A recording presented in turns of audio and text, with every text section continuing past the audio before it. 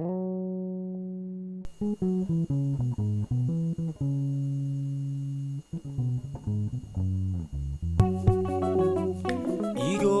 mama Santa Ligo, yo, mama Campari, Igo, mama Santa Ligo, yo, mama Campari. Cap sur le Burkina Faso. Ce pays d'Afrique de l'Ouest équivaut à 9 fois la superficie de la Belgique. 86% de sa population active provient du secteur rural. Un secteur axé principalement sur l'exploitation du coton et l'extraction minière.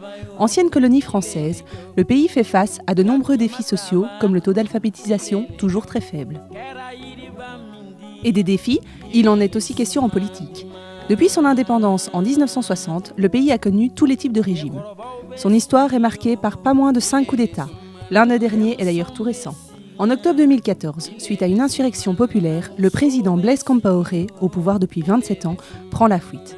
S'entrouvre alors, pour le Burkina Faso, l'espoir d'une démocratie, et surtout d'un avenir différent pour la jeunesse. C'est vers ce pays en pleine transition que nous, jeunes citoyens belges progressistes, nous nous sommes envolés, curieux de voir de près ce renouveau prendre forme. Arrivés à Ouagadougou, nous retrouvons 17 jeunes burkinabés. Ils nous accompagneront durant tout notre voyage. C'est donc à 30 que nous partons sillonner les routes ouagalaises à la découverte de cette construction démocratique qui, au-delà du politique, se joue aussi et surtout sur le terrain. Ce sont les hommes, les femmes, les jeunes qui, ensemble, construisent les bases de leur émancipation et retrouvent le pouvoir de décider et d'influencer le cours des choses.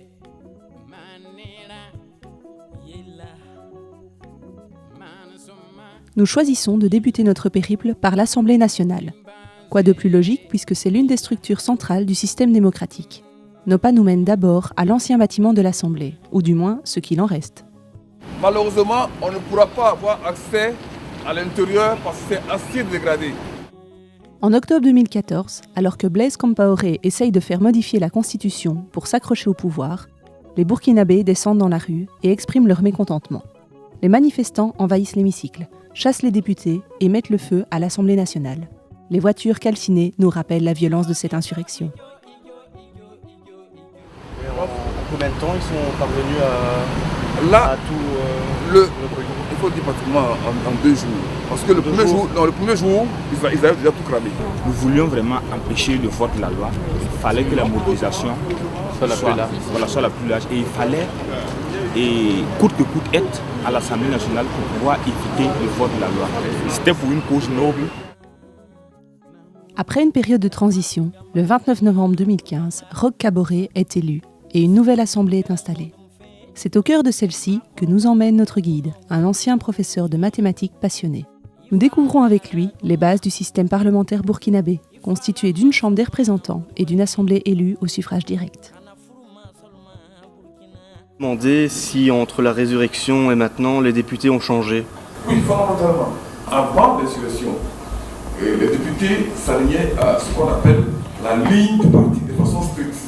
Il semblerait que maintenant, au niveau des partis politiques, il y a quand même un débat qui est mené. Jusqu'à ce qu'ils dégagent de façon consensuelle une ligne, ou quand ils ne dégagent pas, on sent ça lors du vote que ce n'est pas mécanique, ce n'est pas systématique où les gens s'alignent. Ça, déjà, on a fait un grand bond.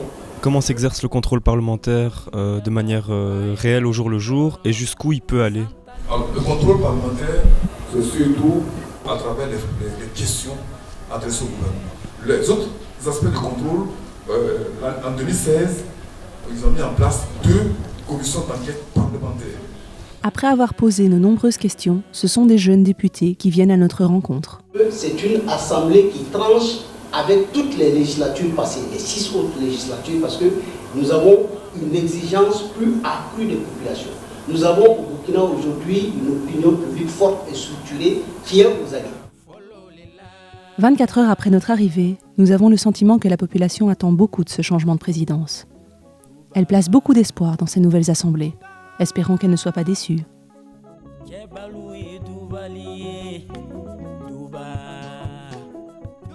Après nous être intéressés au pouvoir, nous nous sommes posé la question du contre-pouvoir, la presse. Ce garde-fou, est un rempart de la démocratie dans bien des pays. Nous dressons un état des lieux des réalités de l'accès à l'information et de la liberté de la presse au Burkina Faso.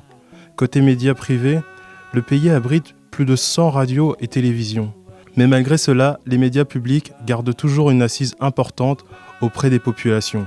Ce sont les radios qui dominent le paysage. Quoi de plus normal pour un pays de tradition orale? Et bonjour à tous les auditeurs de la radio Vika. Alors, dis-nous, c'est vrai qu'il y a un beau monde là ce matin, et ils nous viennent de la Belgique. Dans quel cadre ils sont là?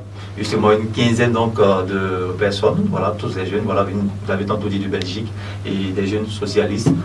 Morgan Cheikh, bonjour. Radio Omega est la première radio à avoir fait du direct. Elle était la seule à encore fonctionner pendant l'insurrection. Les jeunes burkinabés l'écoutaient pour connaître les lieux où ils devaient se mobiliser. Nous questionnons les responsables de la radio pour savoir si depuis le nouveau régime, les choses ont changé. Les choses ont fondamentalement changé. La parole a été libérée. Aujourd'hui, il y a très peu de contraintes. Même le Conseil de la communication n'est plus assez actif dans la régulation. Depuis la parole a été libérée, les gens s'expriment. Nous continuons nos visites avec une jeune radio, Watt FM.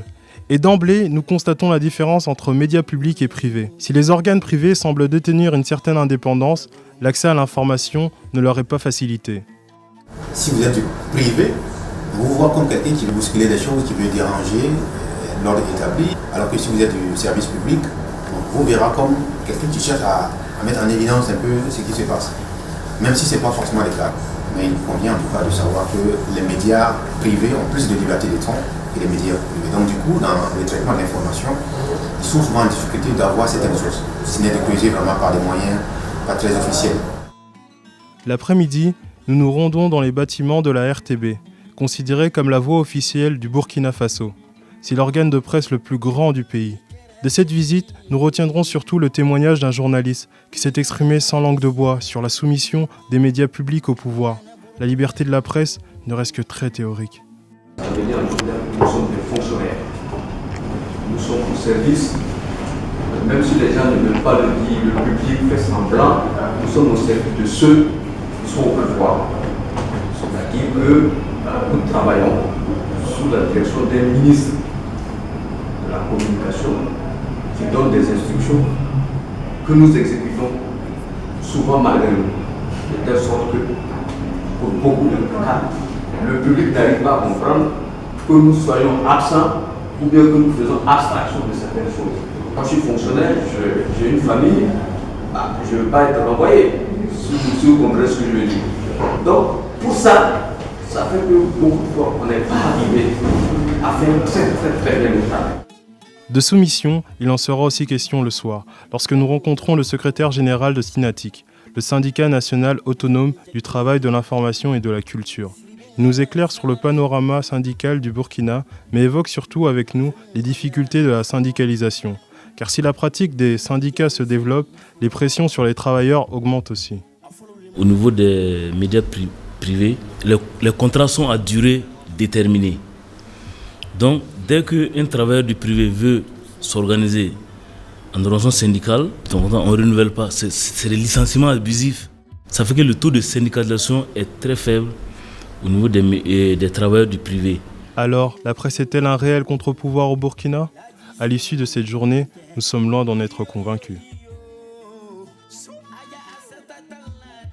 Après quelques jours passés à Ouagadougou, nous quittons la ville pour rejoindre la campagne.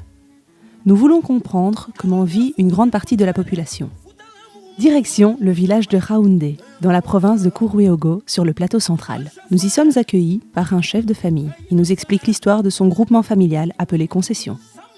Donc vous voyez que c'est une grande concession, mais c'est lui qui tient la tête de la famille. Bien vrai qu'il y a des petites familles en dessous, il vit avec ses fils, ses épouses et ses petits-enfants.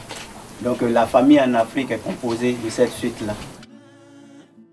Durant ce temps d'échange, le chef de famille se prête au jeu des questions-réponses. Comme beaucoup de familles, ils vivent de leur culture et rencontrent des difficultés liées à l'eau. Tantôt, vous avez évoqué le fait d'avoir une difficulté d'avoir de l'arrivée d'eau. Quelles sont les pistes qu'ils trouvent?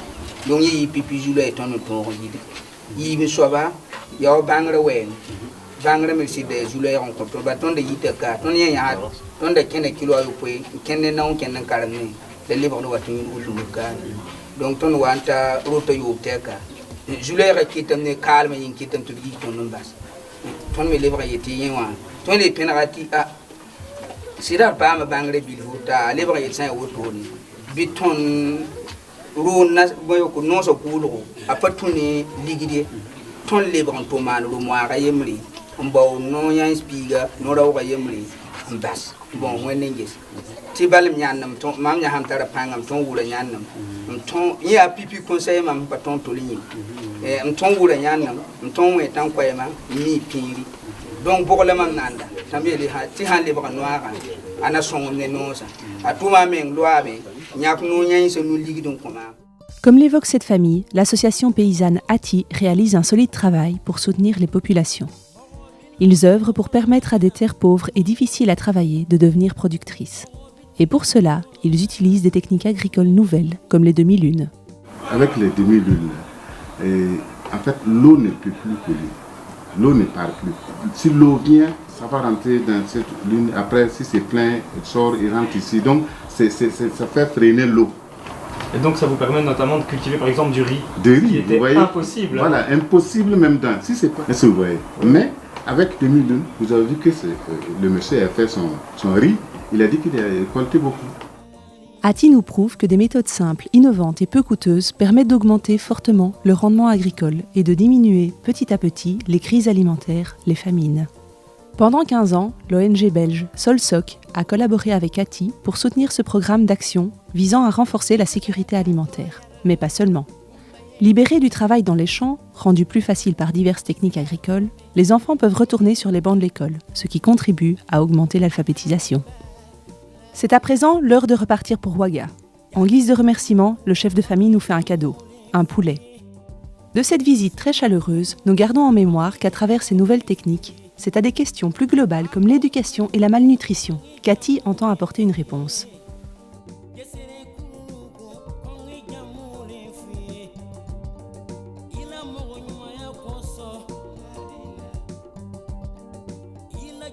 Autre jour, autre thématique. Aujourd'hui, nous nous penchons sur la place de la femme afin de connaître ses droits et sa situation actuelle.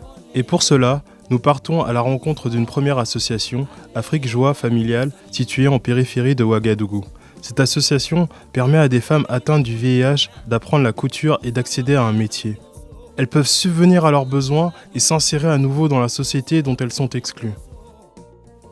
Après une visite de leur atelier, nous admirons leur création. La rencontre est très intense. Grâce à un exercice de photolangage, nous dépassons les barrières pour parler de nos craintes et espoirs pour l'avenir. Moi, j'ai fait la formation de la coiffure. J'ai fini depuis lors, mais je n'ai pas encore une activité. Donc, j'ai été obligée de partir au marché. Généralement, ici aussi, les crédits qu'on accorde aux femmes pour pouvoir faire des activités, généralement, c'est peu. Donc, ça ne les aide pas à pouvoir ouvrir un atelier. Pourquoi est-ce qu'on n'accorde pas spécialement les crédits aux femmes? Comme souvent, on demande les garanties. Ici au Burkina, peu de femmes ont des garanties ou quelqu'un. Généralement aussi, elles n'ont pas aussi de soutien de leur mari, de la famille. Non. L'après-midi, c'est dans une autre association que nous nous rendons, le CARTPL. Ce collectif d'associations de femmes se forme au travail et à la transformation de produits locaux. Leur but est ici de permettre aux femmes de s'émanciper en rapportant de l'argent à leur foyer. Après les traditionnels discours de bienvenue, elles nous expliquent à quel point la transmission du savoir est quelque chose d'essentiel dans leur action. Il y a des femmes qui sont à la maison, qui ne savent quoi faire. Et nous qui avons reçu des formations, qui savent au moins les guider, comment faire la transformation. Par exemple, quelqu'un qui vient ici, moi je peux lui dire, bon, viens, je vais t'aider. Je lui montre la matière première, il paye, je l'aide à transformer. Il part vendre et puis il gagne un plus. Je vois que cela, c'est un plus de la famille. Il va voir quelque chose, il va aider sa famille. Et lui, à son retour aussi, je crois qu'il peut aussi restituer ce qu'il a reçu aussi à l'autre. Donc notre objectif, c'est au moins avoir la formation et restituer aux autres. Les mutuelles sont très peu présentes au Burkina Faso, pourtant essentielles à leurs yeux. Pour pouvoir travailler, il faut avant tout être en bonne santé. Et c'est avec plaisir que nous terminons la visite par une dégustation des produits issus de leur travail. Ça, c'est du piment. Ça, ce sont des grumeaux de Soumala. Voilà. Ce sont des cacahuètes. Grâce à ces deux rencontres, nous réalisons que ces femmes sont oppressées par la coutume. Même si elles tentent de s'émanciper, d'améliorer leurs conditions et d'assurer un avenir à leurs enfants, la pression sociale les ramène vite à une toute autre réalité. La route à parcourir pour une réelle égalité est encore longue.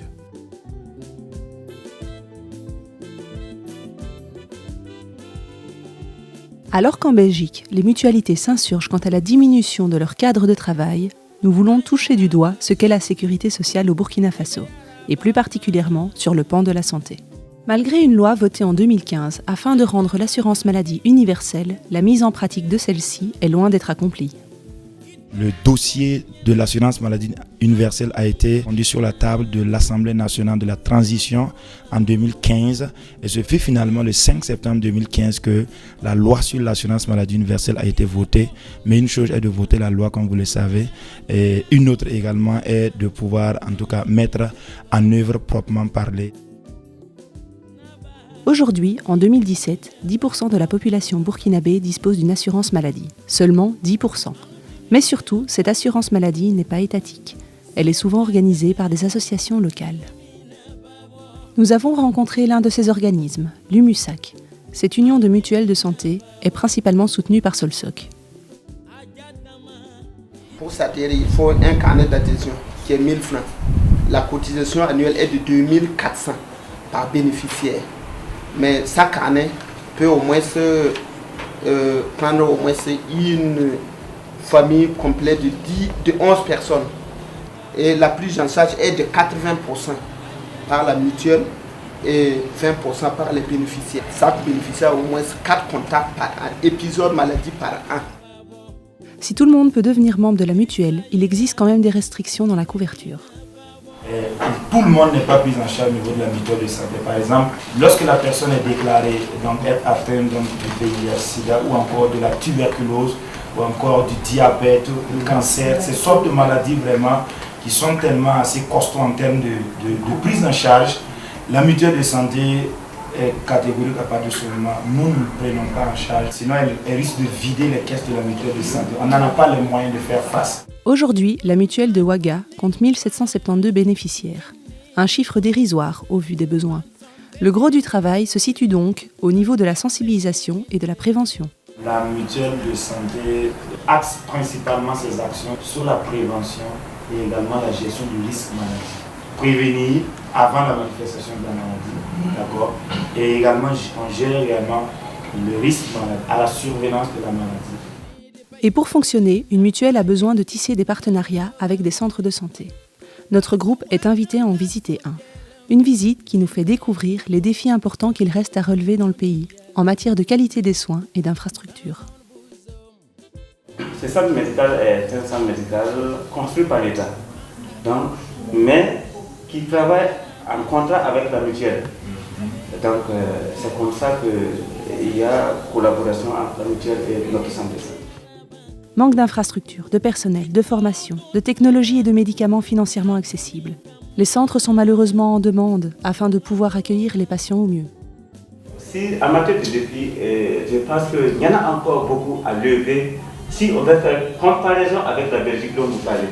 Parce que chez nous, nous avons un niveau en matière de santé beaucoup plus bas par rapport à la Belgique. Disons que même le plateau technique, il nous manque beaucoup de choses. La formation de base, ce n'est pas suffisant. Aujourd'hui, au Burkina, l'infirmière fait la prescription médicale, ce qui est de la tâche du médecin.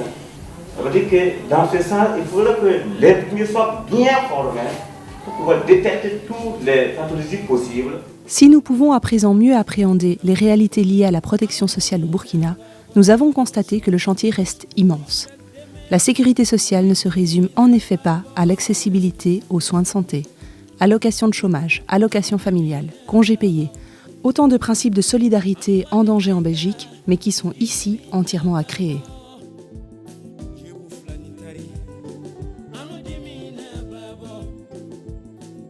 Le réveil sonne très tôt ce matin. Nous retrouvons aux petites heures l'association Jeunesse sans frontières Burkina pour une activité de curage de caniveaux et de ramassage de déchets. Ah oui, que les grosses... Nous sommes en train de curer la caniveau pour que l'eau puisse passer. Nous les aidons à bêcher, rassembler les détritus pour les mettre dans des brouettes et ensuite les déverser dans le camion poubelle. Un travail rendu extrêmement pénible par la chaleur. L'odeur est insoutenable.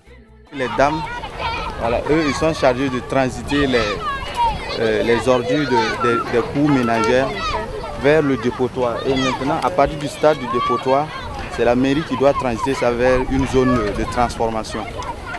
Nous sommes admiratifs devant tous ces jeunes qui travaillent de 8h à 14h, 7 jours sur 7, pendant 2 semaines consécutives. Et dire que beaucoup d'entre eux cumulent plusieurs petits boulots. En fonction de leurs moyens, les travailleurs contribuent à créer une cagnotte pour se soutenir mutuellement en cas de problème de santé ou de chômage. À travers leur action, les jeunes de l'association espèrent également transmettre autour d'eux une volonté d'assainir les quartiers pour améliorer la qualité de vie. Ils organisent de nombreuses campagnes de sensibilisation. Mais changer les habitudes n'est pas facile. Il y a une activité qu'on mène chaque année. Le concours de propriété interscolaire, qu'ils ont vu que c'est vraiment intéressant. Donc ça aussi, ça a lieu chaque année, où on sensibilise depuis la base. Et en dehors de ça, les membres des jeunes aussi sont porteurs de messages. Parce que la mentalité burkinabé est vraiment compliquée. Quand on va devant une personne pour l'expliquer l'inconvénient de l'action qu'il a posée en jetant un sachet, je t'avoue que si tu n'es pas vraiment dur là, tu risques d'abandonner. Cette rencontre nous a vraiment marqués. Nous approchons d'un peu plus près les difficultés de la jeunesse à se battre pour subvenir à leurs besoins. Et nous n'avons pas fini d'être étonnés par cette jeunesse burkinabé. Notre route nous emmène à la maison de jeunes du quartier de Saba. Ce centre de formation et d'insertion socio-professionnelle est géré par des jeunes bénévoles. Ils utilisent le théâtre-action pour mener une réflexion critique de la société et conscientiser les jeunes par rapport à leurs droits et obligations. Dès notre arrivée, ils nous proposent un exercice, créer un parlement fictif. Nous sommes littéralement pris au jeu. Chers camarades, les héritiers de Karl Marx sont prêts, ils ont réfléchi, ils ont travaillé, ils militent activement depuis des années dans la lutte et dans l'ombre. Mais il n'empêche, nous sommes là pour nous défendre et nous sommes là pour vous battre. Nous vous battrons.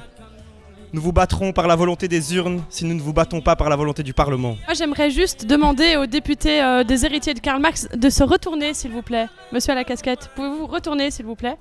De dos. Voilà, on lit, la liberté se conquiert. Il est hors de question d'entendre les propositions des héritiers de Karl Marx abolir cette liberté. Les échanges entre nous, jeunes belges et burkinabés, ont été vraiment exceptionnels et enrichissants. Le théâtre-action s'avère être un excellent moyen de communiquer. Avec humour et convivialité, nous abordons des questions de fond. La citoyenneté, par exemple.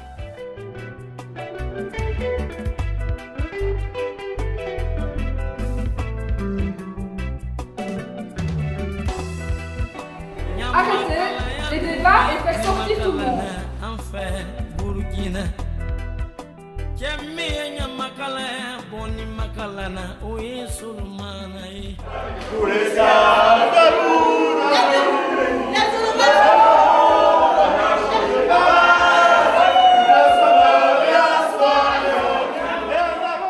Au final, de toutes ces animations et scénettes, nous retenons l'importance de la participation active du citoyen à la construction d'une démocratie et surtout à la cultiver.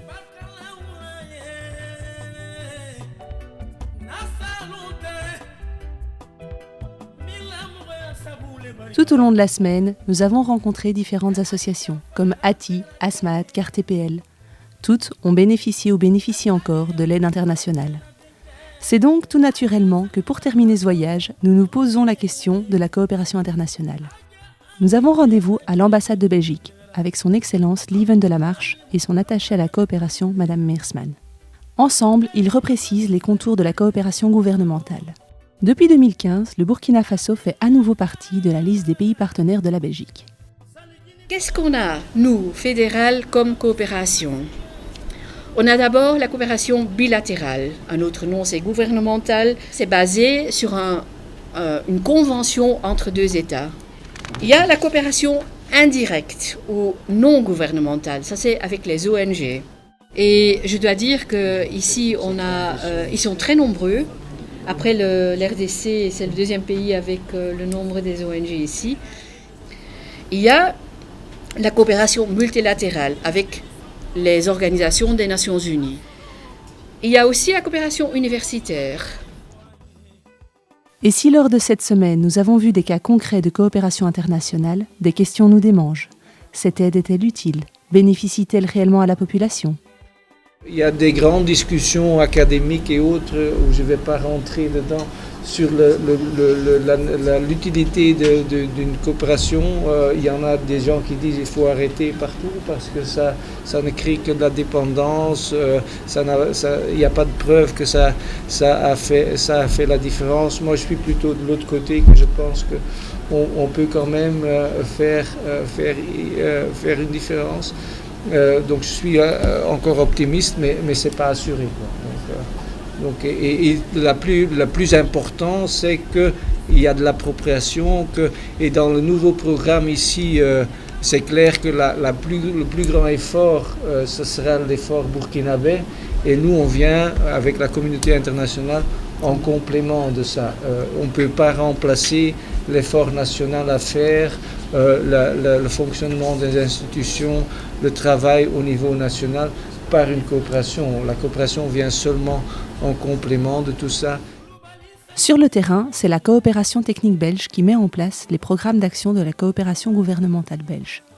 Nous avons rencontré un des agents de cet organisme. Très rapidement, nous comprenons que la CTB a pour volonté de baser son action sur les besoins du terrain. C'est ainsi que dans le contexte actuel, le champ d'action évolue. Ces questions de sécurité, justice ou même réforme de fonction publique sont des thèmes assez nouveaux de la coopération au développement. Pendant des années, traditionnellement, ce sont plutôt les thèmes de l'éducation, de la santé, de l'agriculture qui faisaient l'objet de projets. Ces dernières années, il y a eu, et moi je défends l'idée que la coopération au développement, ces secteurs sont essentiels, mais il n'y a pas que ça, et que c'est surtout au pays à définir quels sont les besoins prioritaires en termes de développement. Et quand on se trouve au Burkina, oui, la sécurité, malheureusement, c'est un problème prioritaire maintenant. Et donc c'est à eux à définir leurs besoins prioritaires et à dire aux partenaires, à tel ou tel pays, on aimerait bien que vous fixiez vos programmes, votre aide plutôt sur telle ou telle chose, et pas le pays partenaire à dire mais nous on sait faire de l'agriculture, donc on va faire de l'agriculture.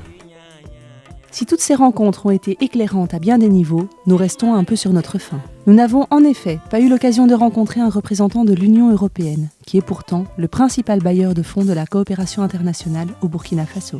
Néanmoins, des journées comme celle-ci restent intéressantes. Elles nous rappellent l'importance de la coopération internationale, tout en montrant qu'elle ne se suffit pas à elle-même. Il reste essentiel de compter sur les populations et sur le travail de terrain qu'elles peuvent faire en interne avec les associations, pour pouvoir réellement atteindre un essor économique et une démocratie, les vrais enjeux du développement durable.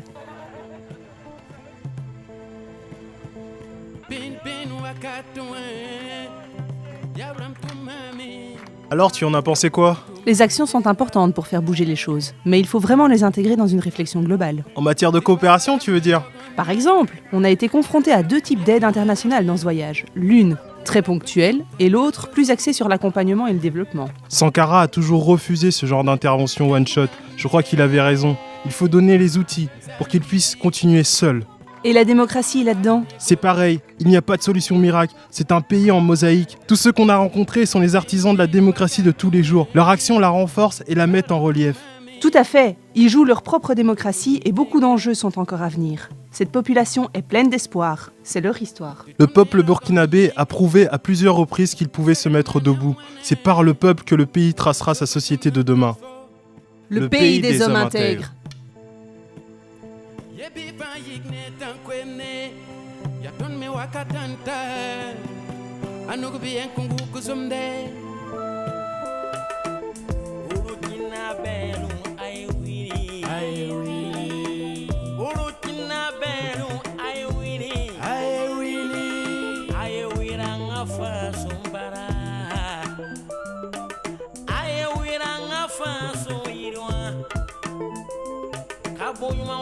Jamana kono naro